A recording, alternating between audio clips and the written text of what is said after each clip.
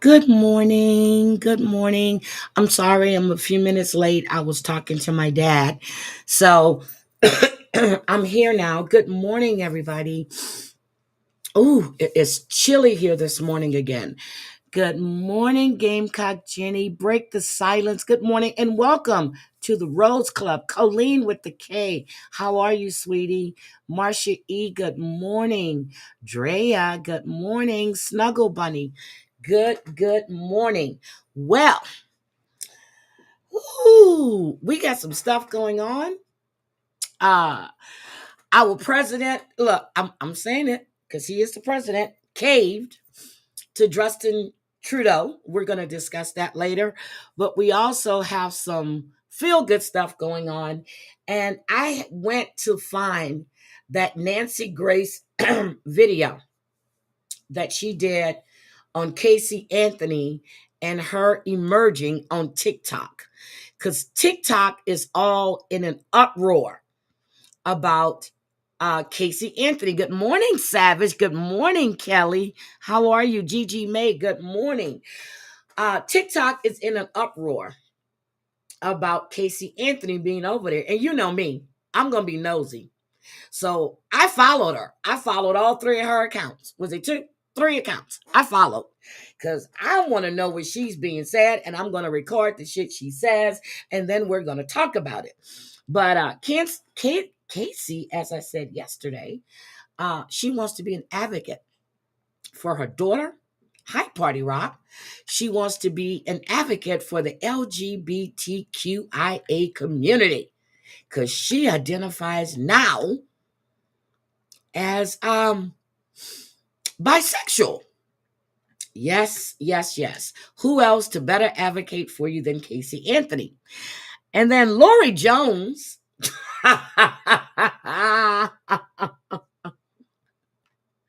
You got to hear this for yourself, okay? Sophie covers Lori Jones.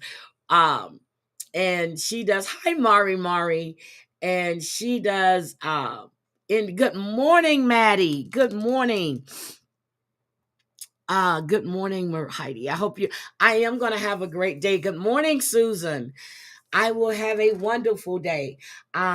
Yesterday I spent most of my time, I was telling someone I was speaking to yesterday, because I still had a bunch of stuff in here for Kayla, and I have been meaning to pack it up and donate it to Goodwill. And then I thought about it. No, I'm going to take it to a shelter, to a shelter for homeless teens or families, especially teens. But Kayla, they damn near wear the same clothes I did. She's just taller. So and her shoes and everything else, I spent a lot of time doing that yesterday. So I will take all of that probably not today, tomorrow or Saturday, and drop it off. Good morning, Sarah motherfucking Z. Good morning. So I've gotten her room kind of cleaned out. I have an extra closet again, so I can move over my winter stuff into that closet and move my other stuff into my closet in my room. Yes, but she's bisexual now. Okay? She's bisexual. Okay, Gigi. Lori has the education level of a fourth grader. It's been confirmed by her ex. She has a fourth grader. The woman can't say pneumonia. She can't say a lot of words. Okay. She just can't say a lot of words. This lady named Villain offered her $1,000 a couple of days ago for both of those dogs. Now we know Lori wants that money, but she's not going to give up the dogs. Now, one of the dogs that she walks without a leash, well, neither one of them have a leash, was almost hit by a car the other day because it ran out in a busy street with traffic. Okay. The woman's was on talking about her toilet was backed up and all this other stuff, but the plumber wouldn't fix it because she done shit all in it. She kept shitting in it, and the damn plumber refused to work on her toilet. Lori Jones is a sad individual, okay? I'm just going to play you a little bit of this, and then we're going to talk. I'm going to finish with Casey Anthony because this is sad. Now, she's lost her kids in February. Her kids were handed over to her ex. Maddie. So I'm just going to play a little bit of this. I need you to hear Lori Jones. Okay. I just need you to hear Lori Jones. Good morning, Aaron. Good morning. But Sophie does a really good job of covering her. And she does live streams as she covers her, and she plays her videos. And she and Sophie Queen Cindy, they do commentary on it, and they really do a good job.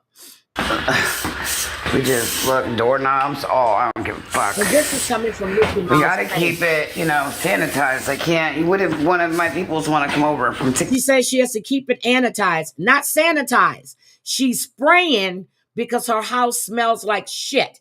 Now, she's supposed to be going. She was being evicted. Her court date is March 14th. My understanding is she's paid the rent. The landlord doesn't give a shit. He wants her out. It's another Lisa Richards situation. The landlord wants her out. She's broken her lease. She's got another dog. She was letting the dog shit all over the place, not picking up after the dog. Good morning, Daddy. Good morning, damn it, Mandy. So the landlord wants her out. Okay? He wants her out. She filed her taxes, and her ex found out she filed her taxes, and she claimed the kids, which she didn't do a damn thing to take care of those kids. He was taking care of the kids. She's filed the taxes. She's gotten his money back. So now he has filed with the IRS. Okay? This woman is sick. TikTok or something and hang out or whatever. What if I do a greet and meet? A meet and greet. She wants to do a greet and meet. Okay? She wants to do a greet and meet. Listen who she's going to bring for this greet and meet or meet and greet. Hi, Muggsy, sweetie. She wants to bring all of the crackheads off of TikTok. Hold on. We probably invite LR, Kim Peters, Boss Lady, Michelle, all of TikTok. Y'all can come. Fuck it. All of you just come on. Fuck. Just know you won't get sick. I disinfects. I disinfected the house. Okay? Oh. This is Lori Jones. Stay the fuck away from her. I want you to see what Lori looks like. And this is the woman. It was put out yesterday that this is Lori Jones right here. Hold on. This is Lori Jones. She's called, look at her. Now, she's gained all of this weight since she stopped stealing her daughter's pills. Okay? Her social worker gave her a lockbox for these pills because Lori was saying that the pills were missing. So the social worker gave her a lockbox for these pills. This is the same woman that had a bed bug, 1, 2, crawling up her neck. And she had bed bugs all over her robe. This is TikTok's finest. Lori Jones. She dresses like she's 17, 18, 19. And then she dances around and be doing all kind of disgusting moves. Sliding down, well, not sliding down the wall. Humping the wall.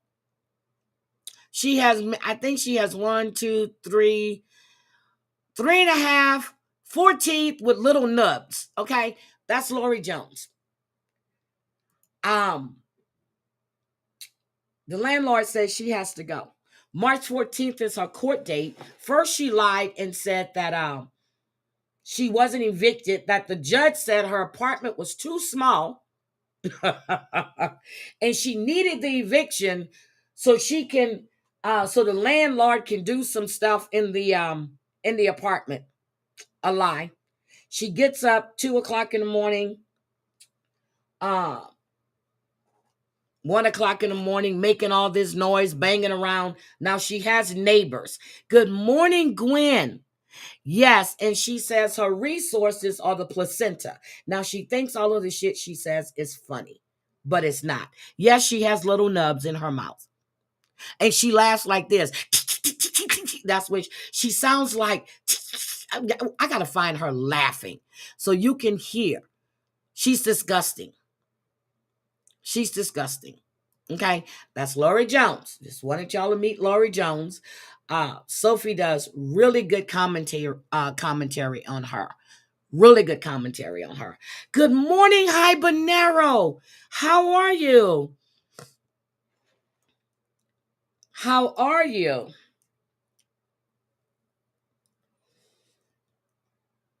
So, guys, if I reach my goal, I'm going to give you my commentary on what I saw. I watched Jen's live yesterday. The live she did, I saw when I was live yesterday. Jen was live, and I went in and I watched her live.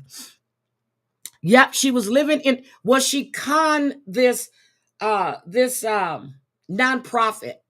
Told these people she was living in an abusive relationship, and he was putting her and the girls out. They had nowhere to go. So they found a camper and they bought the camper for her. She was too dumb to know how to put the lights on. Then she conned her way into an apartment which she hadn't paid any rent since she moved in there. And then she sold the camper to this wonderful lady named Rose. Then when Rose got there to get it, she was playing games with her. So Rose and her fiance slept in a Walmart parking lot that night until they were able to go pick up the camper. So she sold the camper. She had $1,400 for the camper. Hi, Vault. She had $1,400 for the camper. She moves in the apartment. She's begging people for TVs. Hi, Mustang Mike. She's begging for groceries. This is when I put the post up a couple of weeks back that I needed $1.25 for toilet paper. And, you guys can hit my chime because she went on TikTok and was begging for $1.25 to get toilet paper, but she's ordering frappes from DoorDash all the time. Okay? She's quite disgusting. And I keep blaming Chantel for getting me involved in these rabbit holes. It's her fault. I found a new one. Well, not new. I've been watching Bree and Ty for a couple of months now. Detroit Nike done conned his way into an apartment. And now he's on TikTok begging people to pay his rent because he didn't realize he moved in mid-February and he would have to pay rent in March. What? For real? Come on now. So he's been on TikTok damn near all day long and he's raised his money for his rent. Okay? But instead of going out and giving your money to a domestic violence center or help feeding the homeless, we're over here on TikTok. Now, this is the same Detroit Knight that I told you that I gave $10 to one time because he was out in the cold. It was snowing in Michigan, and everybody was making fun of him because he was gay. Well, after I went back in and started paying attention and looked him up, he's been on TikTok for quite some time doing the same shit, begging for money. Party Rock, you did that to me the first and last day you ever said a word to me. Party Rock, what you do now? I'm serious. It's hi, Jenny O. Chantel got me. She has me going down this rabbit hole, and then I find more and more people. If you guys remember, I had a lady came in here named Kate. Kate was always online talking about You know, her mother-in-law blood pressure was damn near, she should be dead. And she wouldn't go to the hospital unless Kate drove her, but Kate didn't have any gas money. Then Kate lost her brother. She was begging for money to go down, needed gas to get down there to go see her brother. But then when she came live, when she was supposed to be down there, oh, thank you, Savage. Then when she was supposed to be down there, she was recording and she was sitting outside her front door. So I brought attention to this. Kate comes in my chat and asked me to take the video down because she had mental illness. She had mental illness. We've got Lady Red over here on YouTube. I dropped her link in the chat yesterday. That's doing the expose on Lisa Richard, who is not only a racist, she's a grifter. She commits theft by deception every single day of the week. She's killed, as I've told you, she's killed her father twice, her imaginary daughter once. She took on this other, on a persona of Melinda, using a voice changer, trying to get money. She gave her son stage 4 brain cancer. Brain cancer. He was dying and she's going to let him go. Savage, you know I can go live on TikTok. I've been able to go live on TikTok now for like 4 months. So whenever you want to go on TikTok so we can get our grift going, let's go. Chantel, I know you offered us the channel. Ghostface got to be in there crying. But these are the grifters that are on TikTok, and there's so many more. We've got awareness groups on TikTok that's giving, on the TikTok, that's giving money to these crackheads. Okay? But they're awareness groups. But they're awareness groups who can't talk about the shit about other people's lives, because we have one whose husband was a rapist, convicted rapist. We've got another one whose husband is in prison for murder.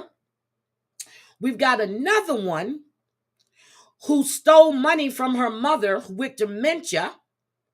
Okay? She drove her to the bank and pulled all of this money out, moved onto her mother's property in the guest house, and no one knew she was living there.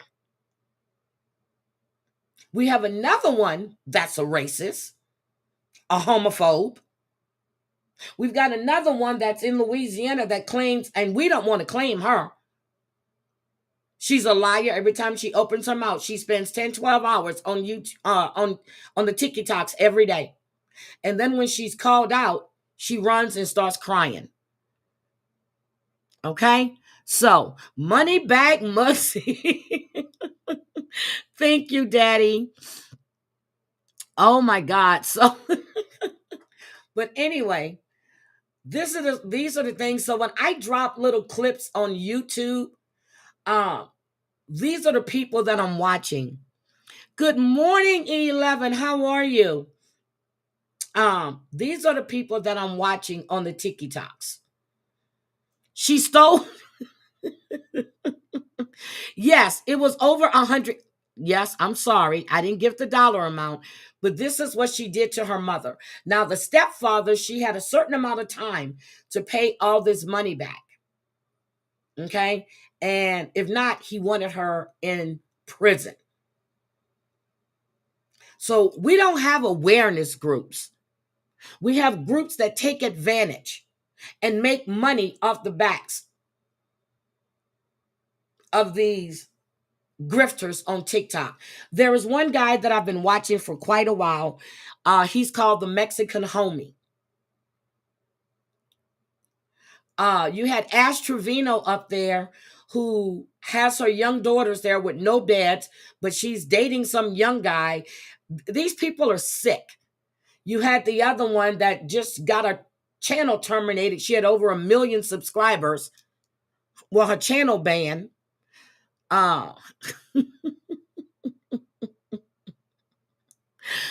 It's just crazy. So I spent a lot of time on the TikToks, okay? And then yesterday, I I kind of got caught up on a lot of shit that was going on over here as well. So I'm going to talk about that. But let's just do the news real quick. Andy is a good man. Yes, Andy is a good man. Deborah Best, thank you, sweetie. So are there no eligible? Yes, there's another guy there named Wesley Wells. Okay. Wesley Wells is on the TikToks. He and Lori could get married because they both have nubs, like 4. I think maybe he's got 5 teeth with the rest that are nubs. Yes, Ash Trevino, girl. Yes, Ash Trevino. Okay. So we have Wesley Wells. We have Chef Carl, who has 4 ways to pay. He wants you to tell everybody, your coworkers, your family, your friends. Remember the one I told you about, that his account was negative $4,000. He needed a hotel. He needed to get a haircut. He needed shoes because somebody went to the bathroom and somebody stole his shoes. He needed a room because it's cold. Yes. We've got eligible men, method men, meth. We have it all on the TikToks. If y'all don't have a TikTok, 11, they got a lot of stuff going on the TikToks. I'm telling you. A lot of stuff. Hi, Joshua. Good morning. There's a lot of stuff going on TikToks, but we do have a feel-good story. I want to bring you this story because this, to me, shows you there's hope as long as you have people. But this was like it was like a divine intervention. A little boy that had been missing since 2017. He was found. Oh, Ashy Cat? Yes. Damn it, Mandy, you were all over there too. You got to give me your TikTok name. Hi, Shelby. Girl, Ash Trevino is disgusting. Oh, and I showed you guys Jasmine and Killa and all of them. That's from the LGBTQ side of it. So Jasmine had, I think somebody named Big Daddy, somebody gave him $1,000 in cash, got him a hotel for a week, bought him 2 pair of tennis shoes, bought him all kind of Bath and Body Works cutesy stuff. And I'm like, these people are taking their money and they're just putting it out instead of using it to people that really need it. Really needs the money, or organizations. If you want to help somebody in your neighborhood. Do something in your neighborhood. But this Jasmine character, and he goes, homeless update.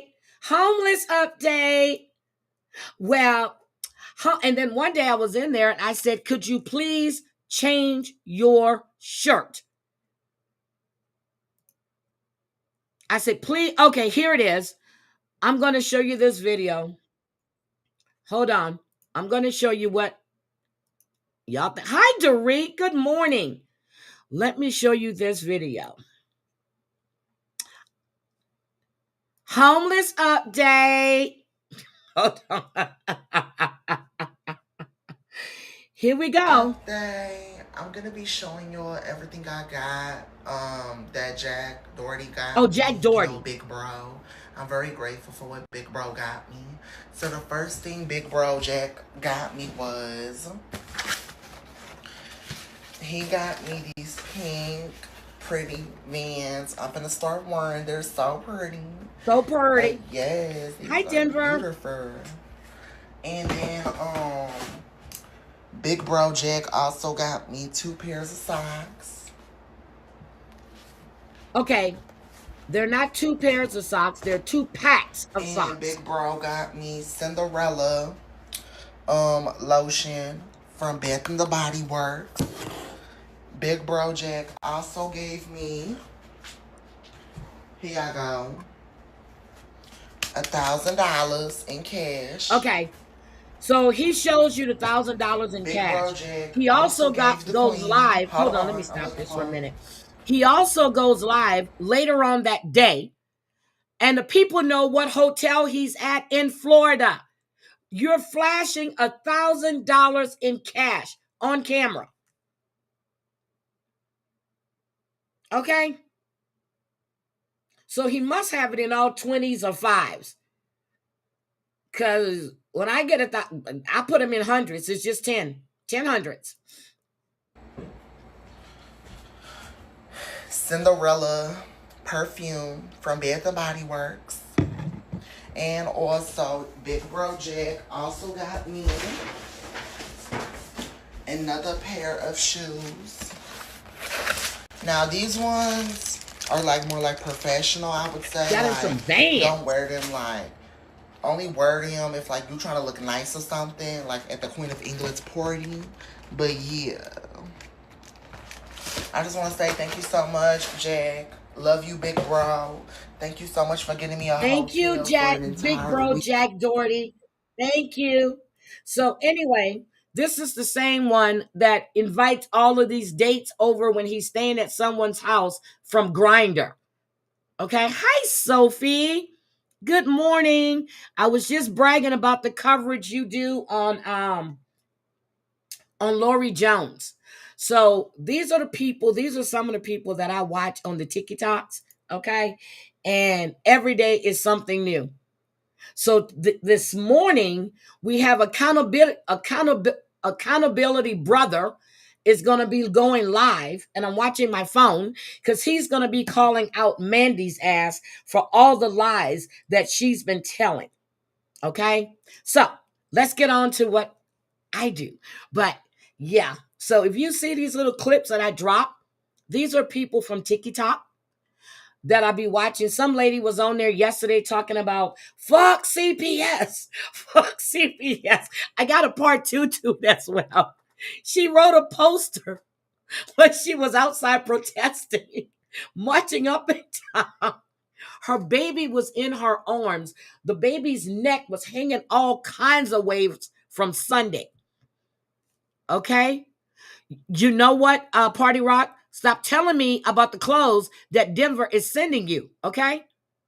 I'm really getting kind of upset behind this. I really am. I've never gotten a damn t-shirt. Love you, Denver. Okay, let's go to the feel-good story. I think you do it on purpose, Party Rock. I think you're poking at me. So, let's go. Let's go. Here we go. So when I heard this story, I thought about Sebastian. Not just Sebastian, but other kids that are missing. No bodies have ever been found. Hi, Timber.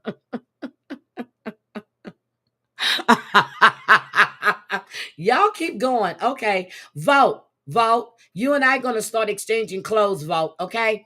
Out of Douglas County today, the sheriff's office says their deputies found a boy who was abducted 7 years ago. You got to send me the jeans of the She's name one of them. 2 people arrested. It started when a homeowner called 911 to report trespassers on their property. 9 News investigative reporter Jeremy Hohollis spent the day digging into this story. Hold on, stop. Yeah, this is a mystery. Hold on, stop. No. I don't want you to send me a coach, okay? Sarah, girl, we going to make them fit. As long as she's sending them, we going to make them fit.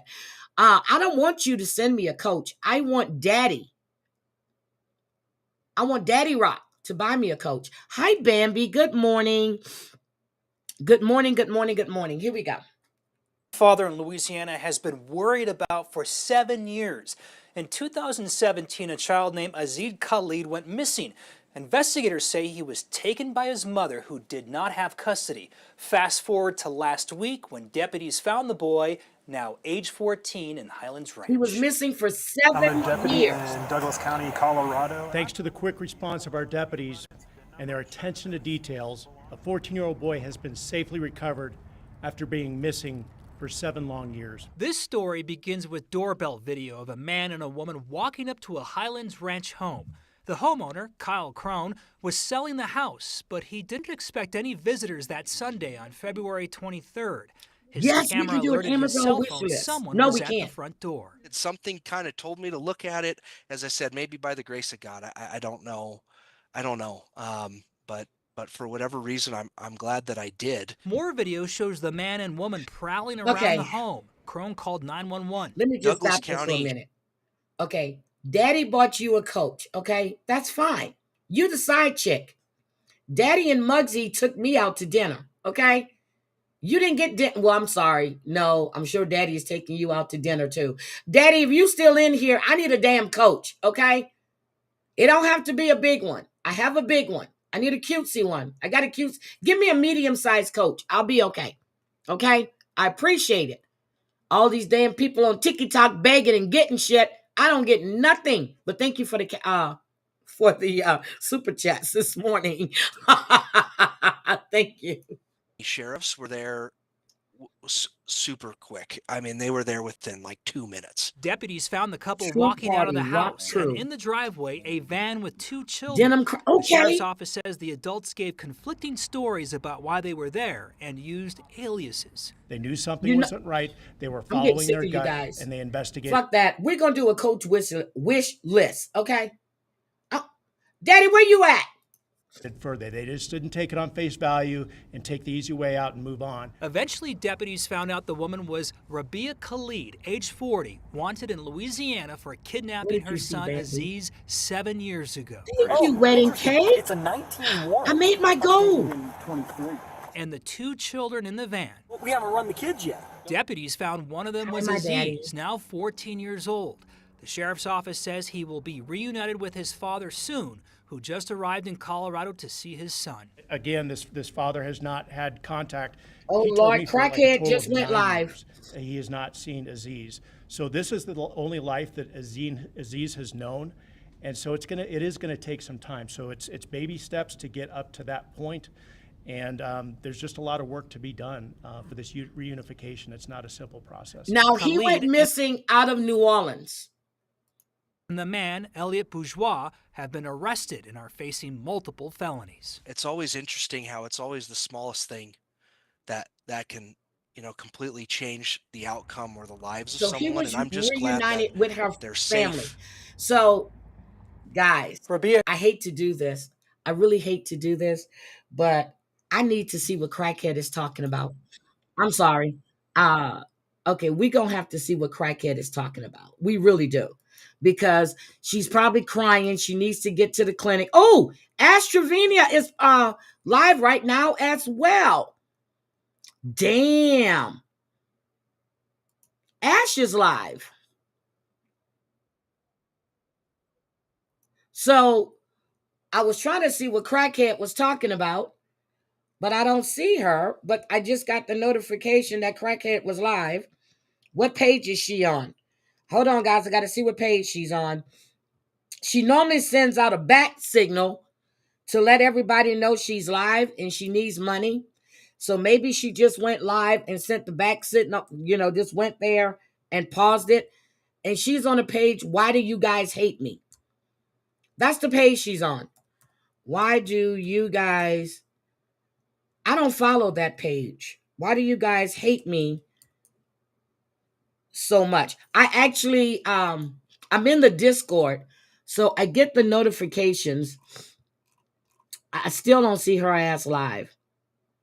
So anyway, I'll see it. Chantel will get it. Mickey Mouse, all of them will get it. I just don't see it. So anyway, our Crackhead, I don't see her. But I wanted to bring you this story to you. Remember the guys that died in the backyard? 2 people have been charged in the death of those 3 men. Okay? They were charged. From the station that's working for you, you're watching Fox 4 News at 6. Tonight, 2 men now face charges in Platte County in the deaths of 3 men found frozen behind a Northland home more than a year ago. I'm John Holt. I'm Lauren Halifax. They were at a friend's house to watch a Chiefs game. One friend is one of the 2 men charged. Fox 4's Malik Jackson has been on the story since it broke. He's in Platte City tonight. Malik, any response from the victims' families? Yeah, I've spoken with several members of these men's families, and they tell me this is a huge relief off of their shoulder, huge weight off of their shoulder more than a year after this all transpired right here in Platte County. We do now know that 2 men, Jordan Willis and Ivory Carson, have been charged each with 2 counts of distribution of a controlled substance and 3 counts of involuntary manslaughter in the deaths of Ricky Johnson, Clayton McGinney, and David Harrington. Today's charges are the product of hard work of Kansas City detectives and prosecutors over those many months. 14 months after this case got national attention, it's now one step closer to its conclusion. On Wednesday, the Platte County Prosecutor's Office announced 5 felony charges against 2 men, Ivory Carson and Jordan Willis. Willis for purchasing and Carson for supplying the drugs that led to the death of Clayton McGinney, Ricky Johnson, and David Harrington. Members of the Kansas City, Missouri Police Department do not give up on these investigations. While this happened a year ago, our detectives continue to work on this case to get it to the point that we're at today. The state says the 3 men gathered together with friends at Harrington's home. Then the party moved to Willis's home, where drugs, including cocaine, fentanyl, and marijuana, were used. The men were not heard from for almost 2 days until McGinney's fiance arrived at Willis's home, where she discovered one body and called the police. The other 2 bodies were later found, all 3 outside in the backyard of the home Willis was renting. Both men now face up to 50 years behind bars if convicted in this case. This case is a tragic reminder of the dangers of street drugs. But make no mistake, the people who supply those drugs can and will be held accountable. In a statement, the father of Ricky Johnson, Rick Johnson, tells me, "I am happy with the Platte County Prosecutor's Office and the Kansas City, Missouri Police Department for filing these charges. It's been a long time, and I'll be at every court date." We also reached out to Willis's attorney, John Percerno, who has not shied away from the camera for a response to these charges after saying multiple times that his client would not be charged, and we haven't heard back by the time of this report.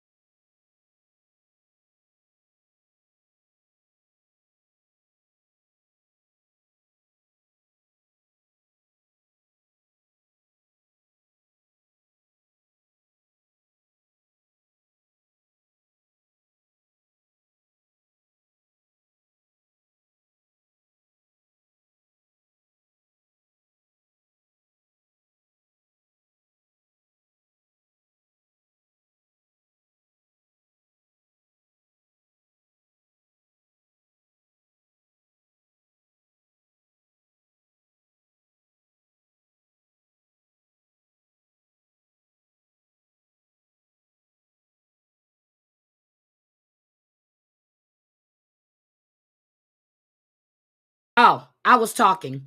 I was saying hi to Nail by Rachel. I was telling her that I didn't see her come in, but I see her name. And I was saying that buckle up. Nancy Grace did a read like she hasn't done in a long time. Nancy came back from retirement for this shit. She's not retired, but here we go.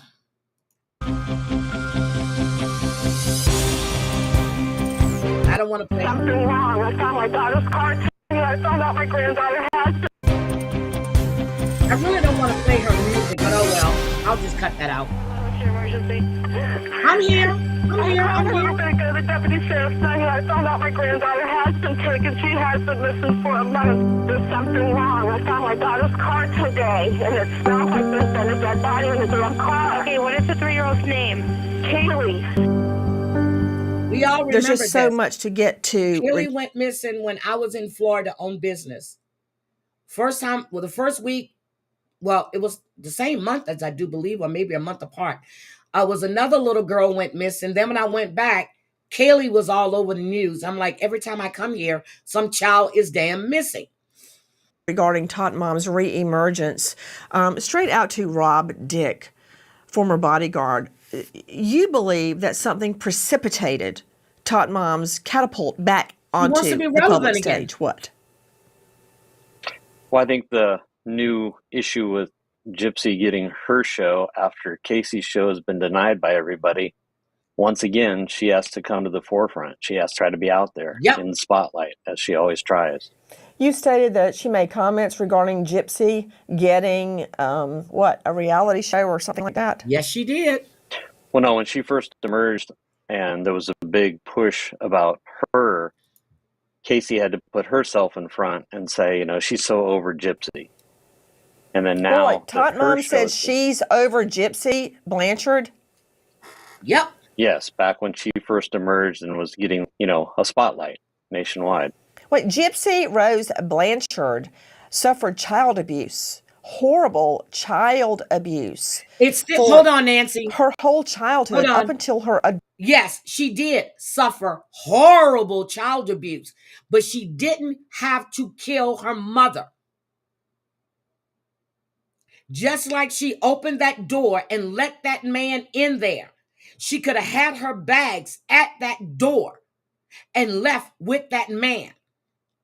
We know Dee Dee Blanchard was a psycho, Munchausen by proxy, and all this shit. We understand all of that. I still stand firm. She did not have to kill her mother. You were online talking to all these men. You could have been online contacting the police and telling them what the fuck was going on because you had access to the internet. She didn't have to kill her mother. I don't care how you cut it. Good morning, sweets. Oh my God, I didn't know that. And I don't believe she was abused. No. Her mother took the internet from her, took the phone from her when she found out she was talking to this man. She had the sense to buy wigs, dress up, act all sensual and sexy. Oh, we're going to talk about you, Jules. You coming, baby. I'm coming. I'm going to talk about you. So we got all of this that you're doing, but you couldn't reach out 911 on your laptop to contact the police and say, hey, look at me. I can stand up. There's nothing wrong with me. After every doctor to turn your mother down for all of these treatments. What is it? Habitat for Humanity built you guys a house. You banked off of Katrina. That's what you did. You went along with it. You were old enough to know better. So I don't want to hear shit about how she was horribly abused, because the only thing I saw is that the mother was lying, getting all this money, just like these TikTokers are doing right now. Okay? I don't want to hear no more of that, Nancy. Now, you know, you and I just don't agree on that. A lot of shit we don't agree on. But let's get back to Casey. Adulthood. Shannon Butler joining me, WFTV, Channel 9 in Florida. Well, no, Gypsy was tortured. She lost all of her teeth. She was subjected to multiple surgeries she didn't need. She was forced to go around in a wheelchair. So let me stop this. So she was subjected to multiple surgeries she didn't need. But if the doctors deemed she needed the surgery, they did the surgeries. So was the mother bribing the doctors to do these surgeries? Okay. She lost all of her hair because of these drastic medical treatments, and that went on for years. The treatments that her mother was doing, the medicines that her mother was getting and giving to her by going to the doctor and saying she has this, and this. The mother was doing those concoctions. The mother. And she shaved her head because she was talking back to her and she didn't want to do it anymore. Years and years at the hand of her mother, who just wanted to get the money in the state funds. Wait, and Tot Mom is saying she's over Gypsy? Of all the cases that we've done over the years that Casey Anthony can compare to anybody else, it was such a bizarre case. And it's so weird to me that she would even compare herself to somebody like Gypsy or anyone for that matter. Okay, Rob Dick joining me. This is Casey Anthony's former bodyguard, bounty hunter, now owner of Renegade Investigations. Exactly. She knew. She knew. She was a part of it. She was complicit. She knew what her mother was doing. She knew exactly what her mother was doing. You had her in the car with you. You were her bodyguard. Describe her demeanor. And this is before her daughter, Kelly's body was found. At that point, Kelly was just missing, although she had been dead for months. As soon as she was out of custody and she was back at home, she had not a care in the world. Again, it was nothing about her daughter.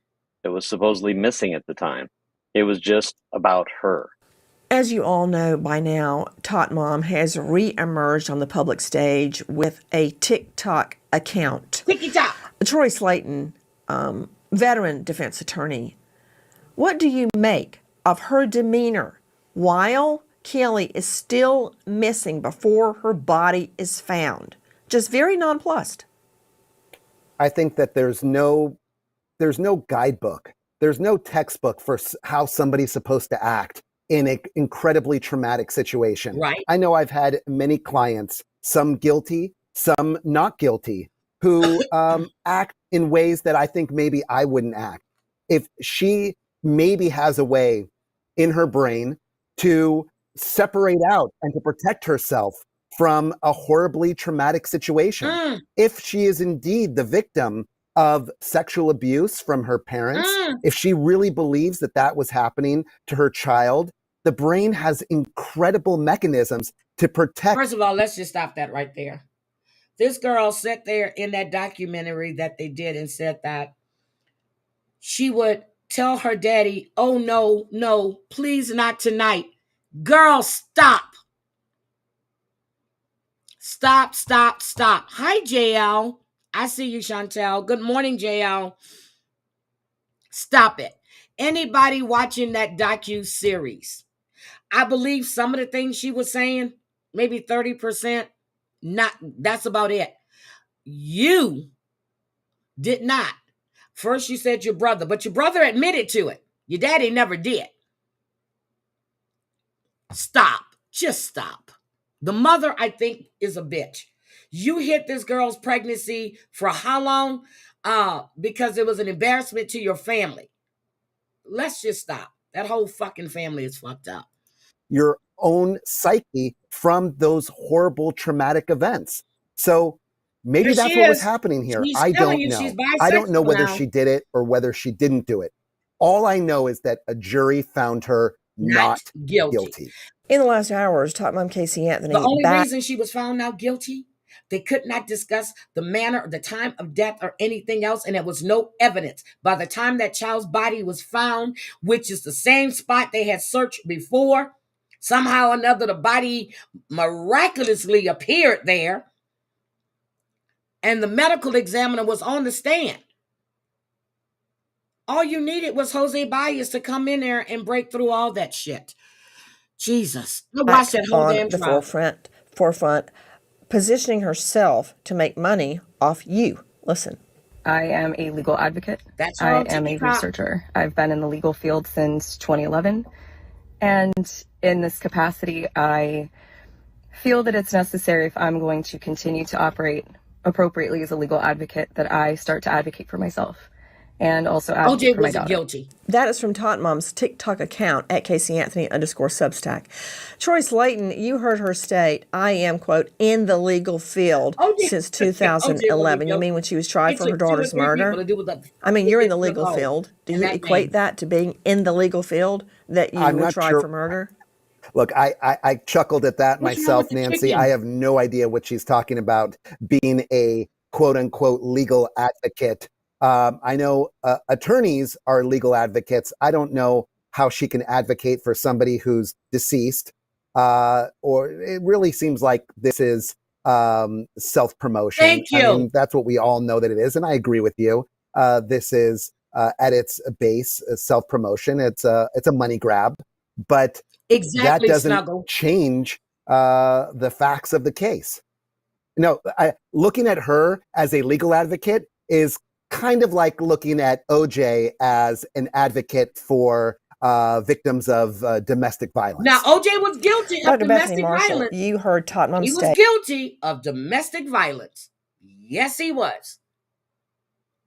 If you guys ever see the autopsy pictures of Nicole, Her neck was hanging. I'm telling y'all, the minute he cut that vein, that blood would have gushed and hit him all over the place. He wouldn't have had a drop of blood on the outside of the door, or a drop of blood on the steering wheel, or a glove that was supposedly soaked in blood that was carried around all day. I don't even want to hear that. I do believe he knows who did it. I do believe he was involved in it, but he did not do it himself. I do believe his son, I'm gonna say She is, AC quote, Collins, in the legal field since something to do with it. 2011. And that guy. Help me. My brother, well, that's what we call grandiosity. She sees Gypsy Blanchard having a reality TV show. Now she wants that idealized life. Now she wants to be a reality TV star. She probably looks at friends who have more money and she thinks, hey, I can make some money on Substack and TikTok. So in a way, this is the same kind of offending pattern that's going to run throughout the rest of her life. You know who she's really pickpocketing is the public. Yep. She's playing on all of our goodwill. She's lying. She's saying she's advocating for her daughter. She's grandiose. She is propping herself up, trying to gain sympathy. And she's abusing the public so she can get money. So I want to say to the public, don't be manipulated. She tried to manipulate her parents. She manipulated the jury. She manipulated her attorney. She's manipulated Troy Slayton. Sorry, Troy. But don't let her manipulate you. To Shannon Butler joining us, investigative reporter WFTV, Channel 9, Florida, this jurisdiction. Has she ever actually had a job? Gosh, I don't remember back then if she worked or not. But she's on the TikToks, okay? She's not advocating for anything. She's doing self-promotion. She did that one video, and everybody in TikTok has been going at her. They're asking the TikToks to ban her. They don't want her around, especially when you come out and say that you're going to advocate for your daughter. What are you advocating for? There was no killer. Besides, I do believe it was an accident. And I've always felt it was some type of accident. I don't think that she intentionally killed that little girl. But she is the cause of that child being dead. So, did her dad have anything to do with it? Did her dad help her cover it up? Don't know. I felt that way for a while. And then when I saw the lie detector test, and I was like, fuck, anybody can pass a lie detector test. It's very simple. Very simple. Yep, she got into a fight in the bar. What was that, last year? And now she's moved. Where's she at? She's in Colorado or Arizona. She needed to get out of Florida. She really needed to. So I'm sick of Casey Anthony, but I do follow her. I am following her for one reason alone. And if I get any shit in my inbox or anywhere else, I'm going to go to fuck off on anybody in TikTok that feels the need to reach out to me and tell me why I shouldn't be following Casey Anthony, because I know exactly who Casey Anthony is. I want to see what she's up to. That's why I'm following her. Yes, I'm that damn nosy. She did one video. That's it. On the TikTok. She just did one. And let me show you this real quick. I'm going to show you her TikTok. People are actually hitting people in their inbox and telling them that what they should be doing. You shouldn't be following this one. You shouldn't be giving her any attention. Nobody is going to tell me who the fuck I can and cannot follow and why I shouldn't follow them. So they're doing the same shit that they've been doing on YouTube, telling you who you can and who you shouldn't be following, what chats you should and should not go into. This is her page. Hold on, let me share this with you. This is her page on TikTok. And I'm honest about why I'm following her. I want to see what the fuck she does. Now, she took her page down for like a couple of days and she put it back up. When she first did it, she only had 19 something. Now she's at 62.4K followers. And this is her. Hold on. We're sweat to death. Okay. Today is Saturday, March 1st, 2025. This is my first of probably many recordings on a series that I'm starting. I am a legal advocate. I am a researcher. I've been in the legal field since 2011. And in this capacity, I feel that it's necessary, if I'm going to continue to operate appropriately as a legal advocate, that I start to advocate for myself and also advocate for my daughter. For those of you who don't know, my name is Casey Anthony. My daughter is Kaylee Anthony. My parents are George and Cindy Anthony. This is not about them. This is not in response to anything that they have said or done. That's not to say that I'm not going to respond at some point to some of the things that they have said and done. The whole point of this is for me to begin to reintroduce myself. I'm doing this both personally for me, but in a professional capacity. Moving forward, the majority of what you will see will be me speaking in a... I want to stop this. You remember that documentary where she says she has a necklace that she wears all the time. She doesn't take it off. You remember that? She doesn't have that necklace on. She doesn't have it on. She never takes it off. This is Kaylee. She never takes the necklace off. She doesn't have it on. A professional capacity. My goal is to continue to help give a voice to people, to give people tools and resources that they can utilize so they actually know where they can turn to. So with that, please join me on Substack. She has Substack if you have questions, I will over there too. Set up an email address where we can correspond directly. Up until this point, that has never happened. And it's only going to be on a limited basis regarding legal issues, legal matters. One of the main reasons that I'm doing this, there are people close to me who have been targeted and attacked recently. There are also people close to me who have had some recent things occur. And when necessary, people needed to step up, myself included.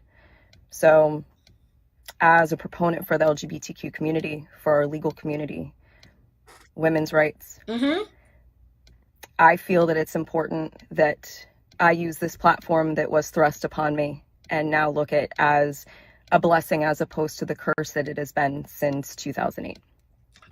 With that, the curse is been. You mean the curse that you caused? Is that what you're saying? The curse that you caused. Okay? And the people that's being attacked that's close to her is her boyfriend, fiance. These aren't going to be perfect. They're not going to be edited. Most of the time, they're not going to be short. But I am proverbially standing in the light, embracing this piece, still going to keep my privacy intact. So you will be very comfortable with my car. And I will explain in great detail why it's so important for people to protect their privacy. It's not just important to public figures, it's even more important to private individuals. And with the current climate in our country especially, it's that much more important, which is why I am utilizing the Substack platform. Yes, I am advertising this and publishing this on TikTok, possibly also through other meta platforms, but my intention is to separate from that and showcase even more why Substack is such an important resource for people to utilize moving forward. Anyway, and I'm getting paid. I appreciate your time and bye, girl. There she goes. She's gonna make money off her daughter's death. She's making money off her daughter's death. You piece of shit. That is what you're doing to your daughter. That is what you're doing to your daughter. Okay, so we do have an update on the murder that I showed you yesterday on Lil Ronnie. They have identified the suspects. There's a warrant that has been issued for them. Here is my thing. You need to turn yourselves in, because if you don't, they're going to lay your ass out on the street because they are. Forest Hill police are pleading for help finding the two men they say gunned down a local rapper and his young daughter. The accused killers, identified publicly today, remain on the run. Here's NBC5's Maria Guerrero with those new developments. The Forest Hill chief of police is urging the public to stop watching and sharing leaked surveillance video from Slappy's car wash of the shooting and instead share images and information of the two suspects he calls cowards on the run. A memorial near its entrance, Slappy's car wash, remained closed following Monday morning's murder of a father and his little girl, identified by family as local rapper Ronnie Smith, known as Lil Ronnie, and daughter Ramani, who just turned 5 the day before. Forest Hill. Look at this child. The mother had just dropped her off to her dad at the car wash. Just dropped her off. Police now publicly identifying their accused killer. There we go. This one is a sex offender right here. He's a sex offender. Forest Hill isn't that big. Not at all. So my advice is to turn yourself in, or they're going to lay you out in the street, and it won't be the cops. You have better protection in the jail, because they all on the ticky-tock saying what they're going to do to you. Hoping to track them down. Let the public know that there is a threat out there.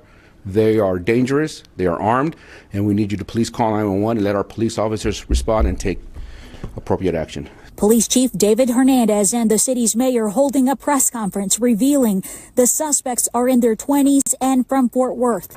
They're accused of approaching the victims near the vacuum stalls, opening fire, and driving away in a white Kia. The car, Hernandez will only say, has been found. We have public enemy number 1, Adonis Robinson, who is also a registered sex offender. Public enemy number 2, Jacoby Russell, who's on the run. They're scared, they're cowards, they're hiding. We ask the public, please, you know where they're at? Let us know. A motive, he says, is unknown, but confirms Smith's rap career and social media presence may hold clues. Police won't yet say whether the child was inside her father's car at the time of the shooting. Can you at least say where the baby girl was located when she was shot? She was in the car wash, specifically where we don't know. This is the 4th and 5th homicide here. You know where she was. You know where she was. Surveillance video, you know where she was. I don't know if she got caught in a crossfire but you know where she was. In Forest Hill just this year. Hernandez says all of these cases are unrelated. However, police are working with the sheriff's office to increase patrols in the area. Maria Guerrero, NBC5. And one other note here. Maria confirmed with Chief Hernandez about past records she found indicating one of the suspects, Adonis Robinson, is a registered sex offender. Let's just keep that in mind. They keep wanting us to know he's a registered sex offender. Now, let's get to Trump real quick, and then I'm going to discuss the shit that I saw yesterday, okay? Let's get to Trump real quick. So, Justin Trudeau was not backing down. For no reason was he backing down. And it caused a major trickle effect. I'm not going to play all of Lawrence Donald. I'm going to give you his highlights real quick. This is what happened yesterday.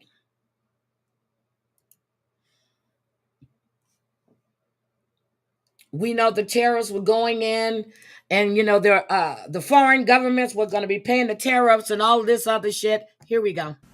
In the middle of the trading day today, when the White House announced that Donald Trump would pause the tariffs on automobiles for 30 days, the stock market digested that news and started to go back up, to exactly no one's surprise. One of Donald Trump's favorite lies until last night was that the stock market just loves him and that the stock market was never higher than under his first Trump presidency. And that was a lie, of course. The stock market was higher under President Biden than it was under Donald Trump's presidency. In fact, the highest point the stock market has ever reached in its history was in Joe Biden's last month of the presidency. And last night, Donald Trump spoke for 99 minutes in an incoherent, rambling, lifeless, exhausting presentation with nothing designed to appeal to anyone who hasn't already voted for him. Presidents use addresses to Congress and to the nation to try to reach out to voters that they don't already have on their side. Not Donald Trump. In those rambling 99 minutes, Donald Trump never said the words stock market. When is the last time you heard Donald Trump give a long, self-congratulatory speech without telling you how great the Trump stock market is doing? Donald Trump was appearing, hi, Sophie, giving that speech on the night of a stock market crash caused by him, and he didn't say a word about the stock market in his address to Congress and the country, a country that was worried about the stock market. Not one word. The stock market crash was created by 1 day of the Trump tariffs being in effect. 1 day. And at the end of that 1 day, Donald Trump stood up in the House of Representatives and addressed the Congress and the nation, and he did not say one word about what happened that day because of his tariffs. He said nothing about the tariffs that went into effect yesterday. Nothing about that in his speech. The single biggest news of the day worldwide, created by Donald Trump, the Trump tariffs, not mentioned by Donald Trump in that speech last night because he was afraid of what he did. He was standing there last night terrified of what he did with those crazy tariffs. He was so afraid of what he did that he literally did not know what to say about it last night. He talked about tariffs generally, but not about what he had actually done yesterday. And here's one of the things he said about tariffs that actually proved his tariffs are illegal. Tariffs are about making America rich again and making America great again, and it's happening, and it will happen rather quickly. There'll be a little disturbance, but we're okay with that. It won't be much. Supposed to be about national security. His tariffs are legally supposed to be about national security. That's the only way they can be legal. Donald Trump is too ignorant, of course, to know that he was admitting in that statement that his tariffs are illegal. And of course, by a little disturbance, he meant a stock market crash and increasing prices here in the United States. The biggest problem Donald Trump ran into yesterday when he finally decided to go forward with the stupidest economic idea ever advanced by a president of the United States is that the world stopped listening to Donald Trump about tariffs yesterday. And they started listening to someone else. Justin Trudeau. Who actually knows what he's talking about. The United States launched a trade war against Canada. Their closest partner and ally, their closest friend. You know, he's still so damn good looking. I know he won't be the prime minister for long, but God damn, Justin. I like you with a little bit more hair on your head, though. At the same time, they're talking about working positively with Russia, appeasing Vladimir Putin, a lying, murderous dictator. Make that make sense.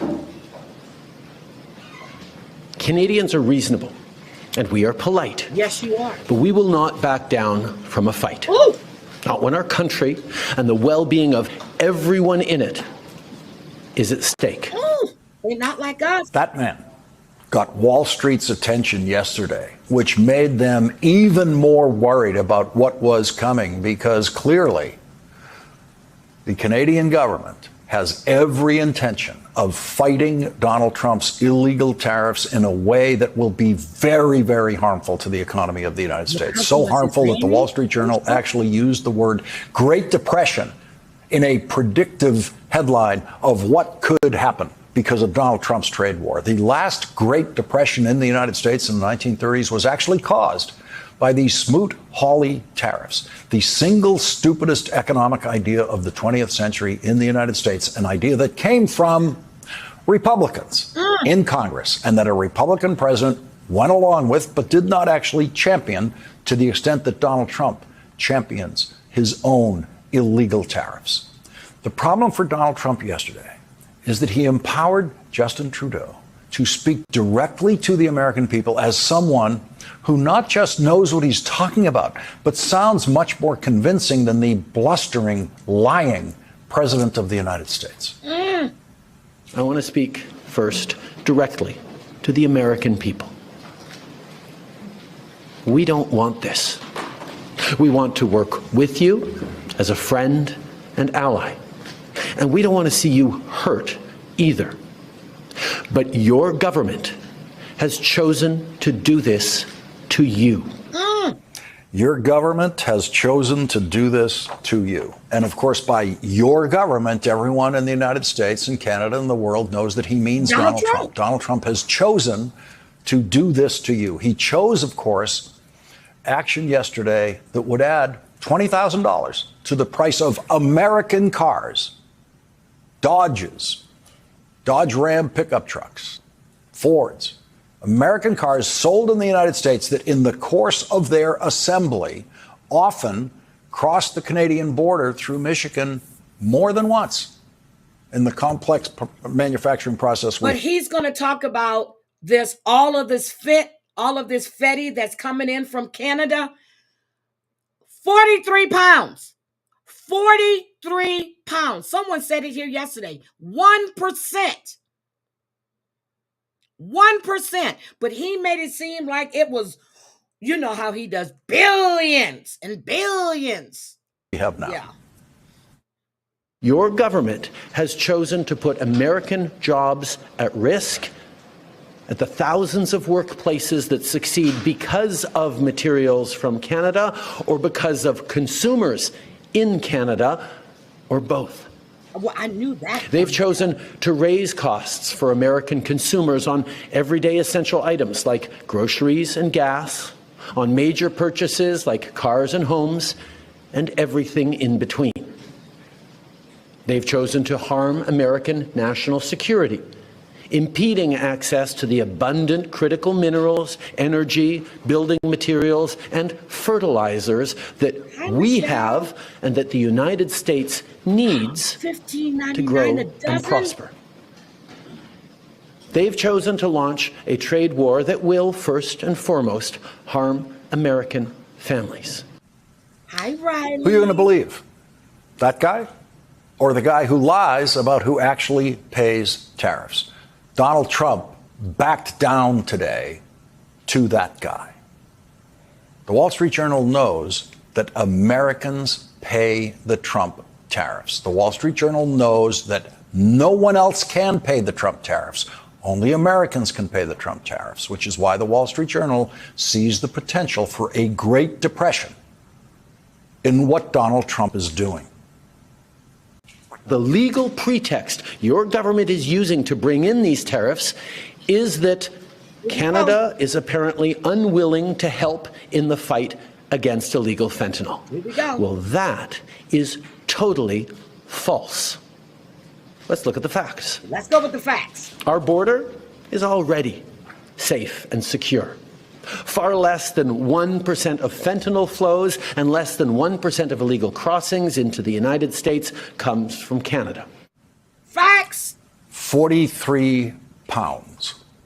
The total amount of fentanyl that crossed the Canadian border into the United States in a year is 43 pounds. You could bring that in the trunk of your car. You could hide it under this desk. That is not a national security threat to the United States of America. Prime Minister Trudeau pointed out that Donald Trump is violating his own law that he said was... I told you about this the other day. He signed this deal during his first presidency. Yes, Michelle, you did tell the greatest trade deal in history. Donald Trump initiated a renegotiation, a rewrite of the North American Free Trade Agreement during his first presidency. He renamed it the United States-Mexico-Canada Agreement and signed it, as did Justin Trudeau and President of Mexico.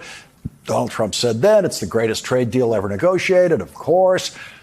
That's the current trade law with Canada and Mexico right now until Donald Trump decided to change it. Why would he have to change the greatest trade deal ever negotiated? He negotiated it. That's what he told us it was, the greatest trade deal ever negotiated.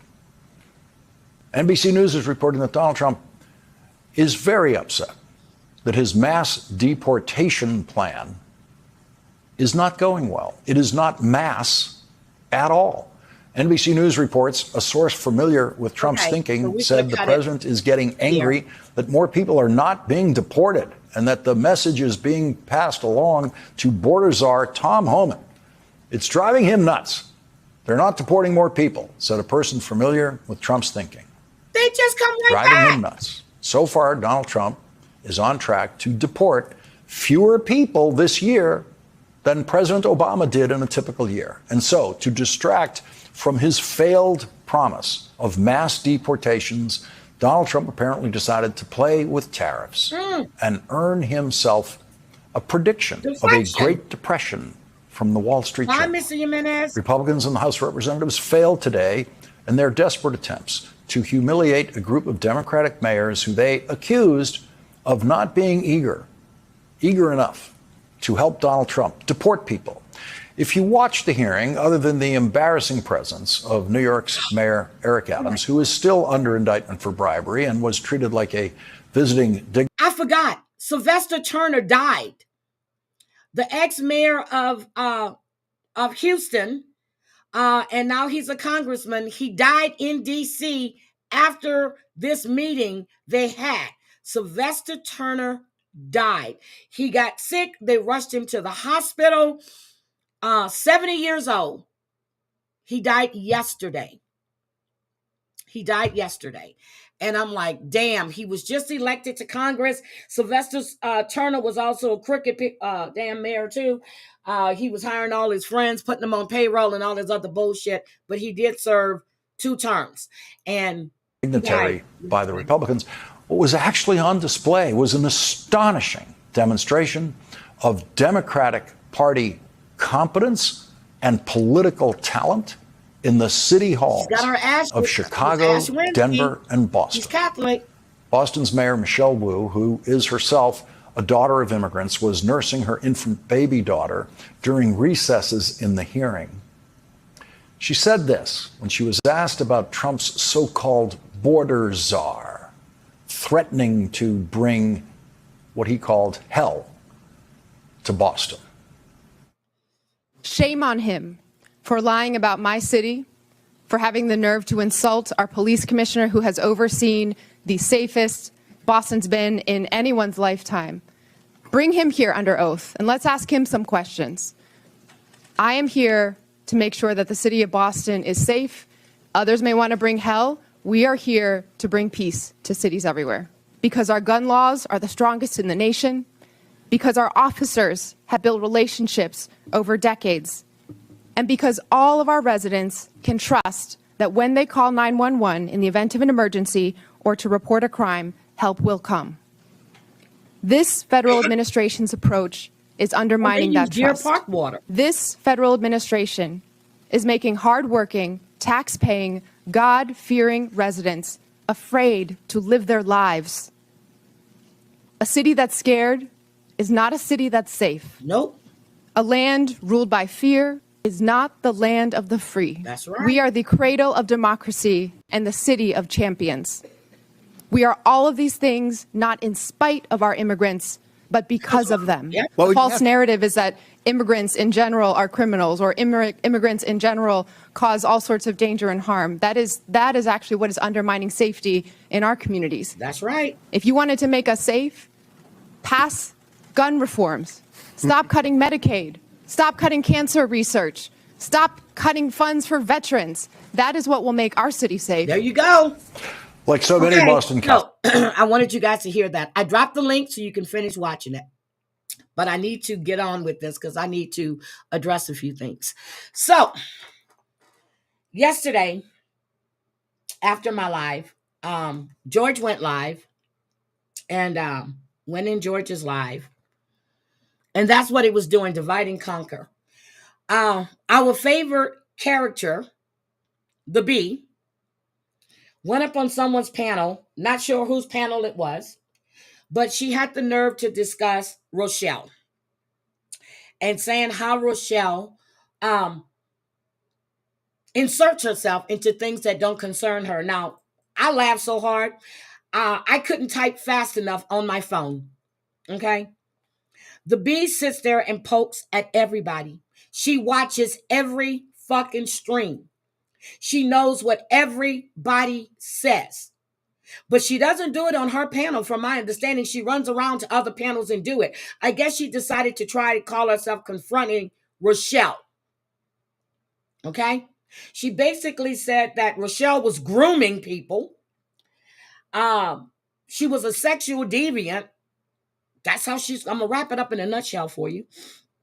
And that she was interfering in people's relationships and saying that she's meeting men online.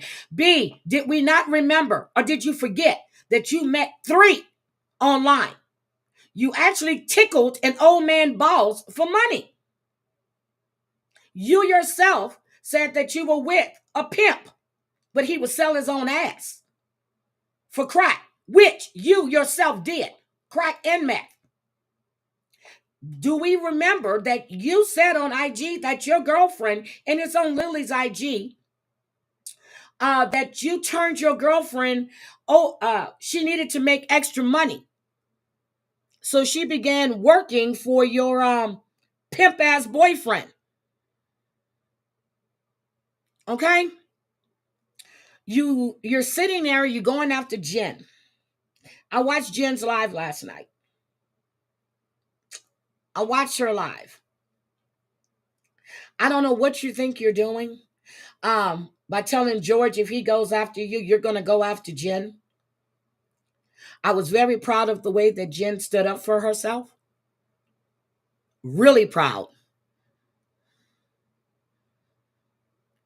But the whole thing is, you need to see George's live from yesterday. You're up there trying to go at Rochelle, and Rochelle told you 3 times, that I think I counted, that she wasn't going to fight with you. She had nothing to say to you. And you kept telling her what she's saying in other chats. Like I always said, you're watching every fucking thing that goes on. You have no fucking life. None. None. You have to see what everybody's saying. You have to know no one fucking liked you. I understand that you've been kicked out of that community as well.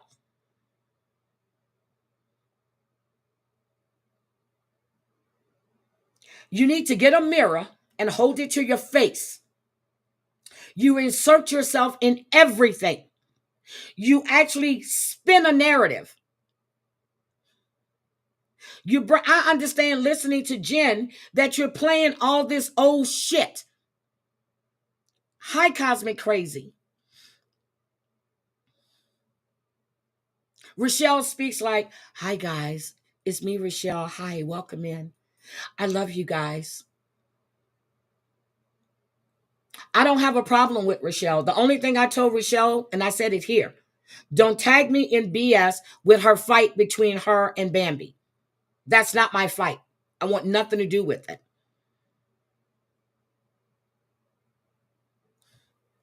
Oh, Daddy, we know you never sold your ass. And girl, if you sold your ass, I'm sure you would get a whole lot of goddamn money. Because if anybody has never laid eyes on this woman right here, she not only is she gorgeous, inside and out. Daddy is a beautiful woman. She is completely gorgeous. Everything about her. So if you sold your ass, girl, you go right on ahead. But anyway, and if you did sell your ass, whose fucking business is it anyway? Are you hurting someone by selling your ass? But we know the bee sold hers.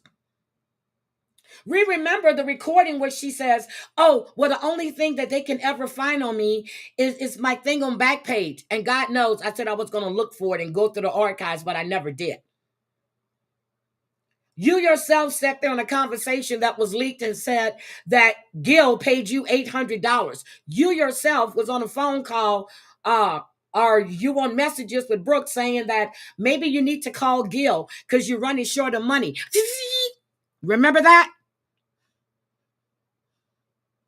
You remember that? Now, if you want to come on in here, I'll give you a link. Matter of fact, let me just drop it for you right now. But we know you're not coming to see me. We know that. But I'm gonna drop it anyway. I'm gonna drop it just in case, or any one of your Hive members. Here we go. I'm gonna drop it. You need to stop your bullshit. Jen ignored you for the longest. Now she's responding. You wanted to fight with Rochelle. You want to fight with Siwa, I understand.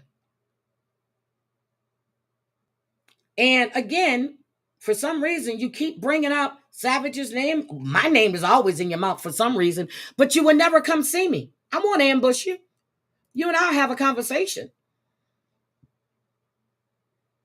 You need to stop. Because you remember you sat on panel with Johnny Mack and said, oh, I hear there's a fraud investigation against her for retirement. Bitch, do you know what retirement is? Do you know that's money that I've earned, right? You do know that, right? And I wasn't even retired. What the fuck are you talking about? What the fuck are you talking about?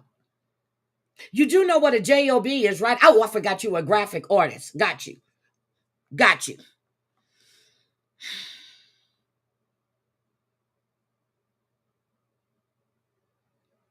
I also heard that PMR was being attacked. For what reason? Don't know. I listened to Ann's live yesterday. And I'm going to say from my conversations with Party Rock, I've never known her to be a liar. Then again, why would she lie to me? She would have no reason to lie to me. But when I talk to Party Rock, we talk about the new sofa she's bought. We talk about plants. We talk about her dogs. We talk about her job. That's the conversations we have. And that's why she's going after Rochelle. And the same shit that she sat there and will never, ever admit to was she was a part of that whole shit they said on George. She was a part of it. I understood that listening to George's live that J Mac said he had Jen's address. I can tell you Jules probably been had that. Because if we remember when Clint bought that home, everybody knew what Clint's home was. Yes, I did. Matter of fact, since I was in, I started working the summer of my 11th grade. I worked at American General, and then I was graduating, so I went to school half a day, and I worked the other half a day. Yes, I have.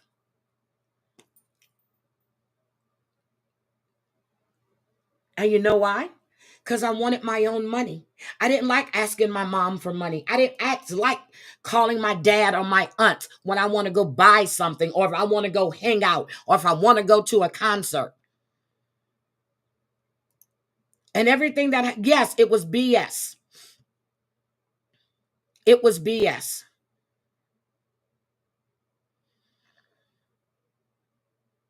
I don't get into the antagonizing shit. I was listening to, excuse me. I'm sorry. I swallowed wrong. I agree with Ann. When you go up and say people are liars or whatever, that's character assassination. With this shit has to stop. I see friendships being torn apart. Friendships being torn apart.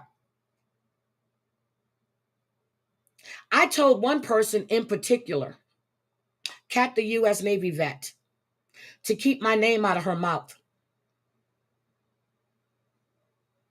I meant what I said. But yet, she seems to always have my name in her mouth or putting my name in a chat. I went to you privately. Now, we know all the fucking DMs you sent to me.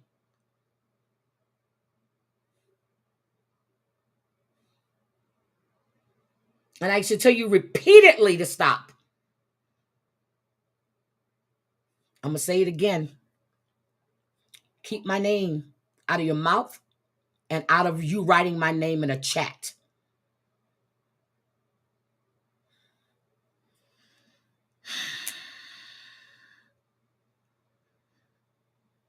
Yep, I agree with Ann too. There are some messy ass mods that egg shit on. Why? Why do we want to tear apart a friendship? For what reason?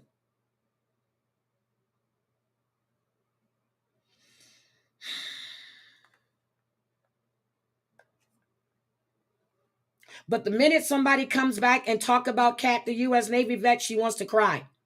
Don't put me in that position. Don't put me in that position. Because I don't give a fuck about you serving this country or not. Trust and believe me, I don't.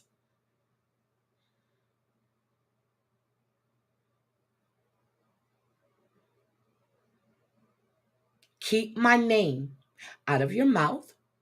Keep my name out of chats.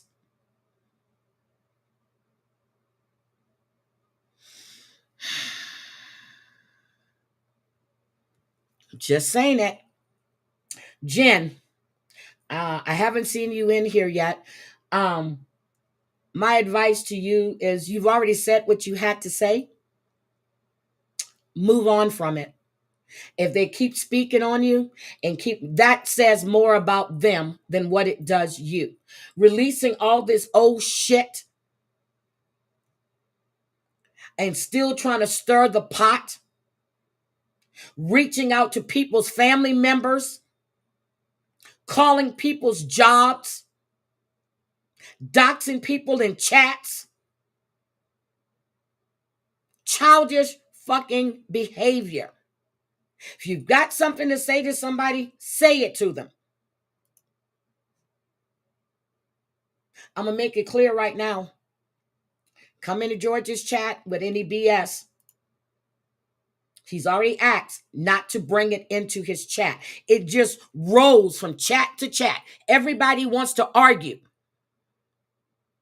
Unblock each other. Do it face to face. Stop the bullshit.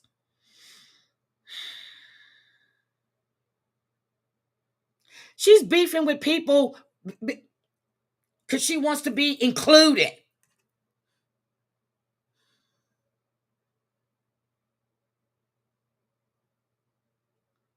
Doesn't matter. You're a grown-ass woman. Think for yourself.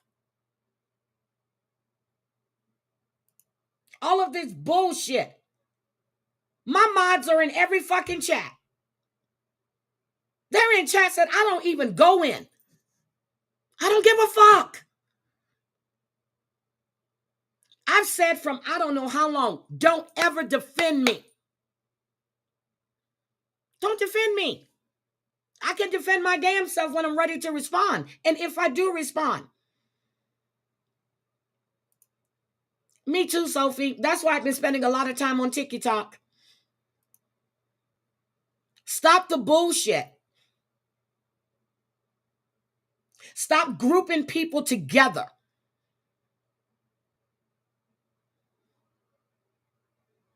Each person is an individual that's responsible for their own behavior.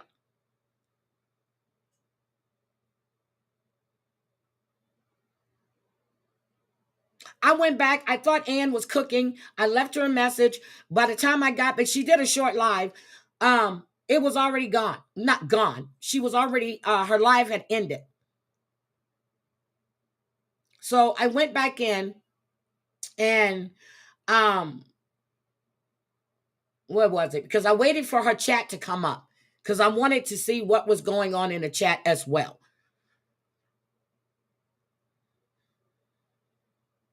One thing I can say about Ann, and I've always said this about Ann, if I've ever asked her anything, she's never lied to me. And this goes back 3.5 years.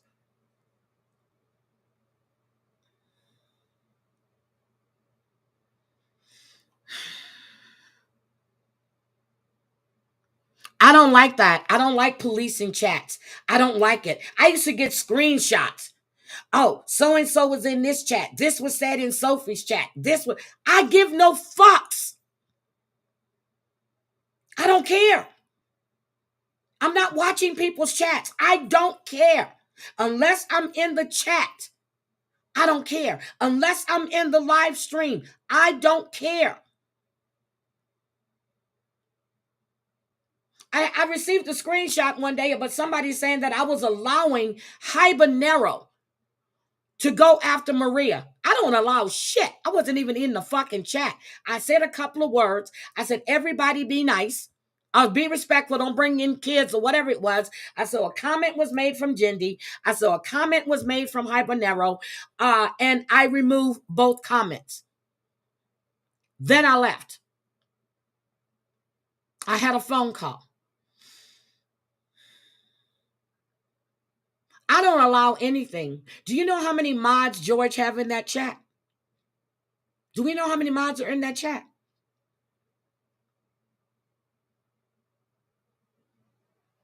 Unless it's really getting out of hand, that's when I start blocking or timing people out. Other than that, I really don't block. Other people block. And if George was in here, he'll tell you, I'm the first to send him a message and ask him, hey, do you want me to take care of this? And if he says yes, I'll do it.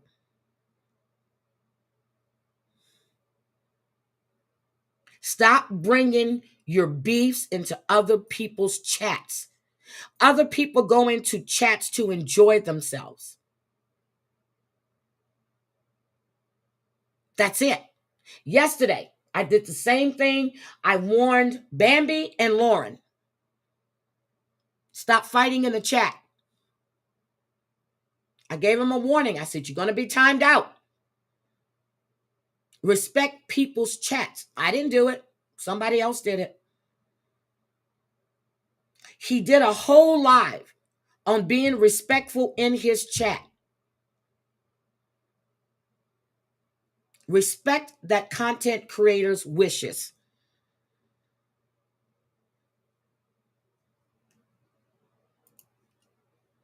We have people that are fighting, that have been friends for the longest,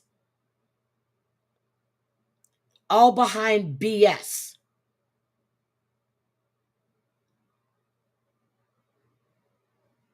I really want us to look at ourselves. It causes issues with the friendship. It causes issue with the subs. People feel that they have to pick, or if they're in someone's chat, they're going to be chastised. They're going to get screenshots. And this one said this about me. Please stop.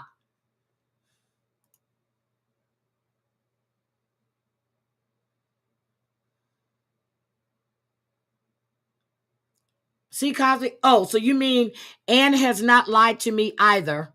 And she is one of the only ones I trust. Rest have left the internet. I come for laughs. There's no fun anymore. So I'm back to music and cooking. Stop taking screenshots of chats and posting them in the community tab to fight. Oh, Jesus. I've known Vote. What is it, Vote? 3.5, 4 years?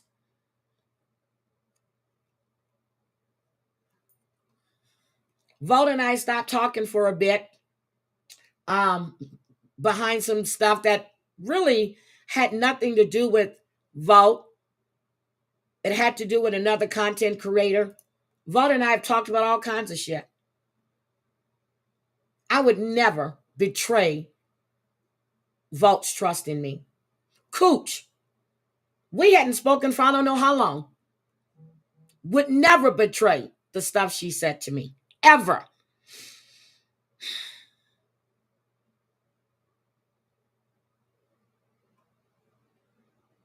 I'm just saying it's time. Everybody keeps saying they want to stop. They want to stop. They want to stop. Stop. Breezy is another one.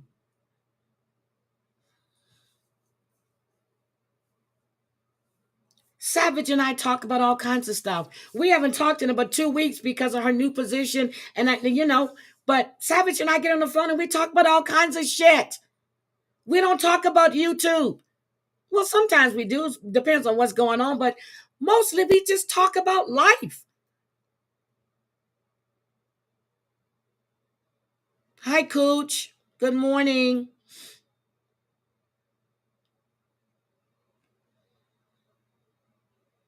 And they keep saying a community. This is not a community.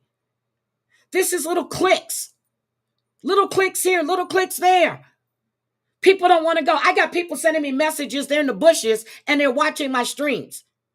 Don't send me a message. Don't send me a link. If you can't come in chat and participate, don't send it.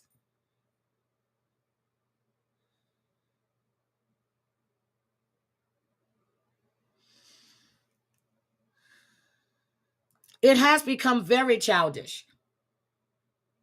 I would go into Sophie's because when she was talking about something, and even though I didn't go into her chat because I respected the people that were in her chat. I never did anything to them. I said a couple of things. I showed some shit. No nudes, though. I could have handled it a whole different way, and I said that.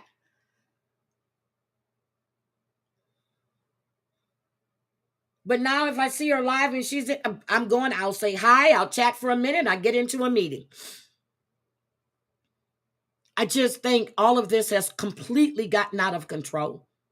Stop telling people who to have in their chats. Stop telling people who to talk to in chats.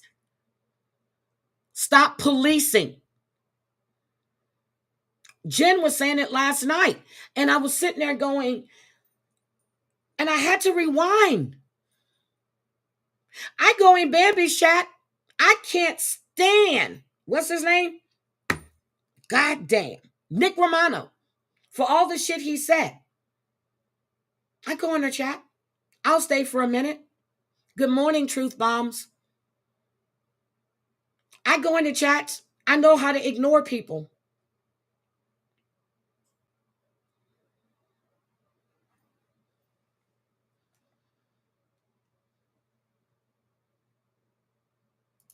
A community. We did that when they had that hurricane. We did that when they had that hurricane. I didn't care who you liked, whose side you were on. If somebody was asking and saying they needed help, we all came together. Well, I think we all did. Almost 5 years. Thank you, Vault. Almost 5 years.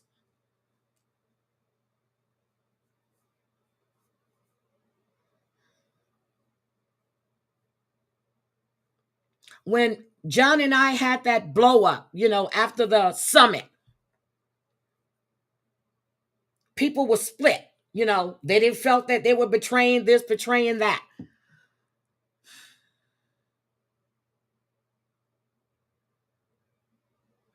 People started coming back into my chat. I didn't say, what the fuck are you doing in here? Why are you here? Never said it. Welcome in. Welcome in. That's it. This is YouTube. This is not your real life. YouTube. People come in to laugh. People come in to do things. I'm getting ready to have all kinds of time on my hand. I'm looking at shit that I can do, that we can have fun. We can discuss things. Open panel, come up, say what the fuck you got to say. And I've always said, if you want to come on my panel, say, hey, Heidi, can I come up? I don't mind. I don't mind.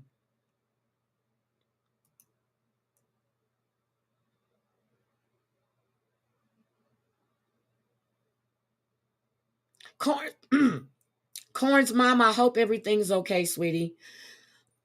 I'm just, It's we have people that have people in their families that are sick. They're sick.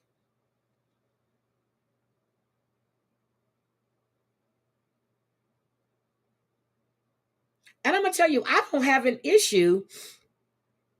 The only person I have an issue with really is Jules, because she tried to go in my real life. I tried to give her another chance. But you know what she says? Oh, Heidi never apologized to me for saying, because I'm not apologizing for something I said and I meant. I'm not going to apologize if I meant it. The fuck is wrong with you? This woman tried to go in my real life.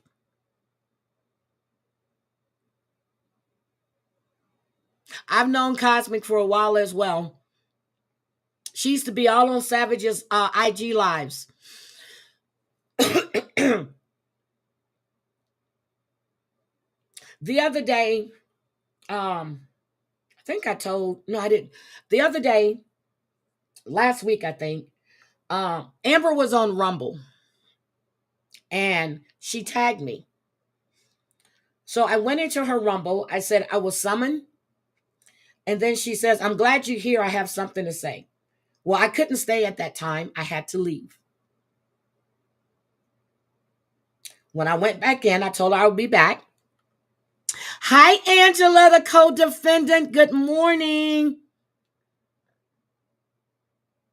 Good morning. I got busy. I went in the chat for a minute and then I had a call and we sat on a call and we just, my dad called. Then I called my sister. Then I had another call. So I will catch the replay. But anyway, she sat up and apologized. And the only thing I could say was that I didn't recognize the person that she had become. And I didn't. I don't really hold grudges. That was a time when you fucked with me, you fucked me over. That was it. I see people in chats, I'll speak. With people that I don't like, I would never speak. And I don't like you for a reason.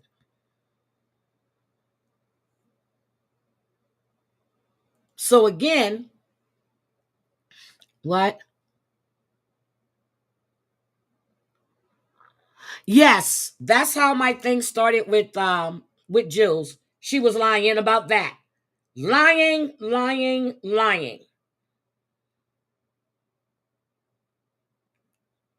All she does is lie or twist the truth. That's it. Oh, you weren't? I saw Carol Mayhill. Okay. I went in, so I didn't see it last night either. People are sick.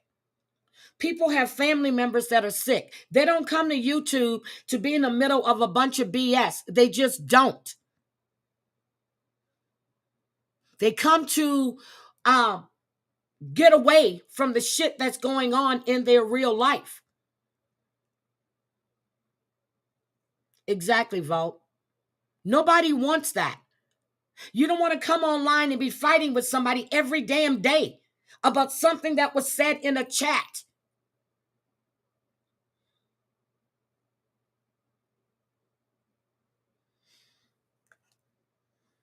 Muggsy, I'm going to tell you right now, Muggsy has never, ever disrespected me. Ever.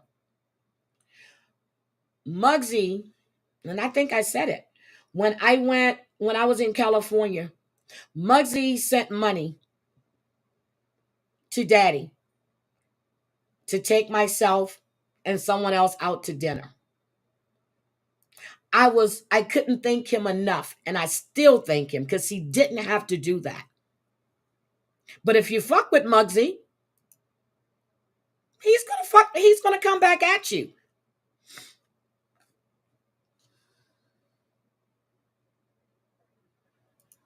So I'm just saying, and people were saying, I remember when William said, oh, you like Muggsy because she sent you money. At that time, I think Muggsy had sent me 2 Cash Apps, and it was probably a total of, I'm going to say what, $10, $12?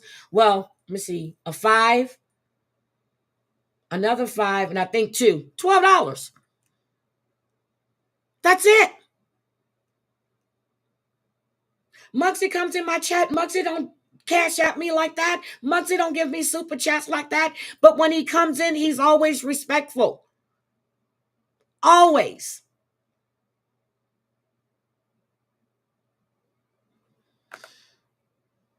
So I'm going to say it again. If you guys can't be in the same chat, or you don't want, block the person. And the fighting is ridiculous. It really is.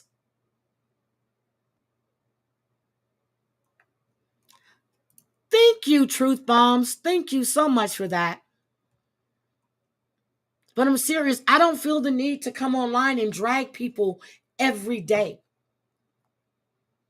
I don't do that. I ignore half the shit that I hear that's said about me.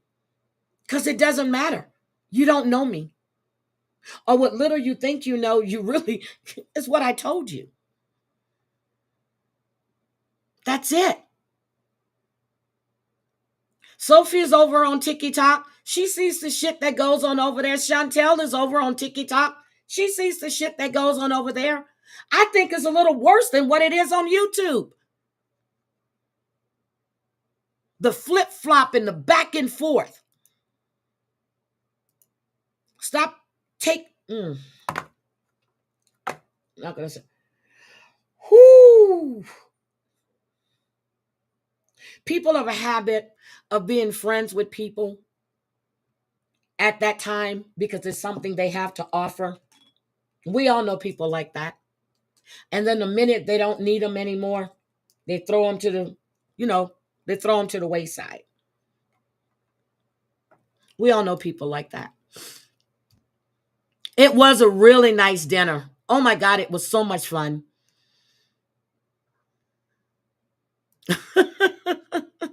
Yes, it's crazier on TikTok. The scamming, the lies, the backstabbing. TikTok has YouTube beat right about now.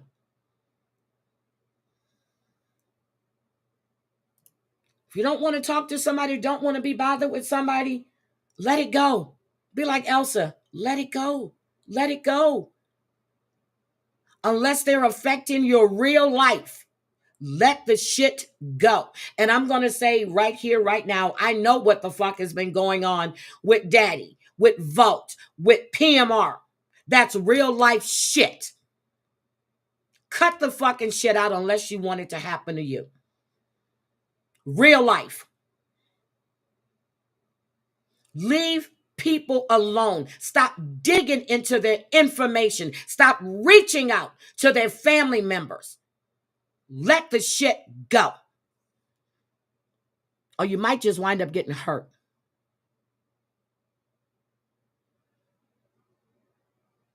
Exactly. You don't like them, you don't like them. Let the fucking shit go.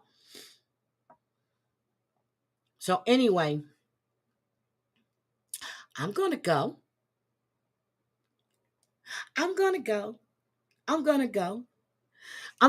And Truth Bombs, I see you. I think I see you in Georgia. I know you've been in here a few times. And I when you speak, is Truth Bombs and another one, Truth Teller, I think it is. I think that's another one. I actually read what you guys say. I read it. And I said, yep, they're right.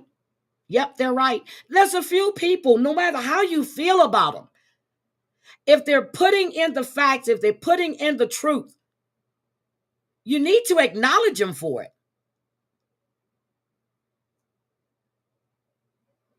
I saw JJ type something in George's chat one day, and I completely agreed with her. Completely agreed with her. I'm telling you guys, just use your own brain cells. Go where the fuck you want to go. Do what you want to do. Chat where you want to chat. If you enjoy what that person is talking about, fuck Go in. I was shocked when I saw Lisa Wigger in George's chat the other day. I heard him mention her name, but I didn't see her because I be in the chat and I be watching, then I'm doing some other stuff. And then when I saw her, I said, I'm glad to see you here.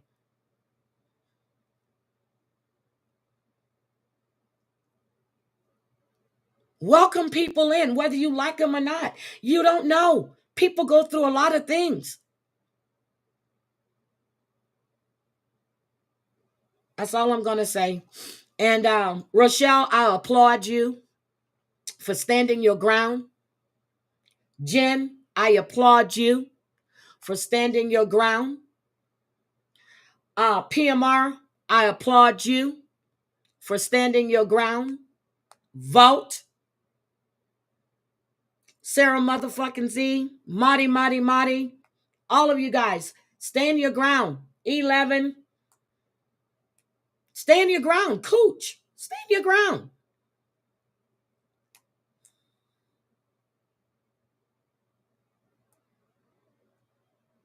That's all I'm going to say. Thank you, guys, for being here this morning. I really, really appreciate you. And please stop trying to tear relationships apart. Don't do that. Because in the end, it's not going to work out too well for you. See, and that's what I like. That's what I like. When all that shit happened with Jules and the billboard and all that shit, I didn't like her. But right was right and wrong is wrong. T convinced me to give her another chance. And then I slowly started seeing that same behavior all over again. And I called and I told them what was going on. I understand the shit that was being done to Kirsten when I went back and I listened to Cooch's live. Leave people's families alone. Stop the bullshit. Stop it. And Siwa, with all due respect, please do your own research. Stop listening to what somebody is telling you and do your own research. Please do. You guys have a great day, and I will see you later, probably in someone else's chat. Bye, guys, and we're going out with the truth.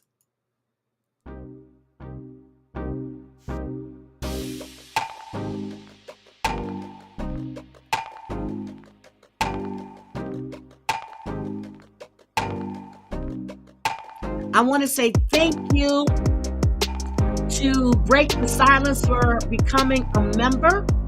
Savage, sweetie, thank you for the $10. Daddy, thank you for the $9.99. Oh, Daddy gave me 3. Oh my God, Daddy, thank you for the super chats. I'm sorry.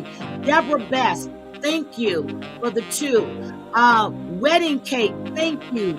Corn's mom, thank you for becoming a member. I really appreciate each and every one of you guys. I really, really do. And I mean that, and I say that. Whether you donate or not, whether you just in the chat chatting, hit that like button on your way out, or if you haven't, I appreciate it. And I'll see you later. Guys, have a great Thursday. I'm going to go take care of some business.